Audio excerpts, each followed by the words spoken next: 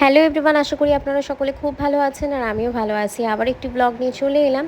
আজ যেহেতু শ্রাবণের সোমবার, প্রথম সোমবার, তো এখানে সমস্ত কিছু আয়োজন করে নিলাম।